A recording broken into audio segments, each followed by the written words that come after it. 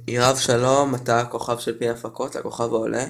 קודם כל רצינו לשאול אותך, היית שנים בניידרמן הפקות, זה היה מקום חם ופתוח, לא זכית ליותר מדי קרדיט, אבל לא היה יותר מדי עבודה.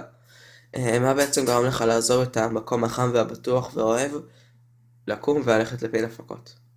תבין, בתקופה שלי בנדרמן הפקות, אני קיבלתי תפקיד טוב רק בסרטון בתרבות ישראל, על שלושת הדברים שהעולם עומד עליהם. בו הייתה שחקן משני שלבש את הרבוש בתור הצדיק הגדול. אוקיי. איך חשבתי שזה לא מספיק בשבילי ואני רוצה משהו עם קצת יותר ריגושים. ושמעתי עם פין שהוא מתכנן להקים לו חברת הפקות. אז הצטרפתי אליו בעזרת פוליאק ואהוד, והקמנו סרטון, והקמנו את החברה, ועשינו סרטון מוצלח, ג'ורג' וושינגטון, הצלחה להצלחה גדולה.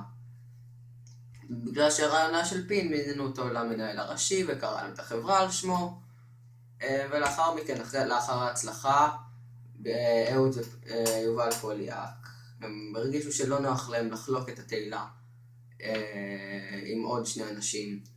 הם החליטו שזה לא מספיק טוב בשביל... יואב, אני אעצור אותך עכשיו, למרות שכולנו כבר יודעים את הסיפור על אהוד ופוליאק, ומטרתנו כאן היא לא ללכלך. אז בואו נמשיך, אתה תמיד תיזכר כאחד הכוכבים שעשו את המעבר הגדול מהבינוניות שלהם על הפקות לפין הפקות, אחת מהחברות הגדולות בעולם. האם אתה אוכל ארוחת ערב בחזרות?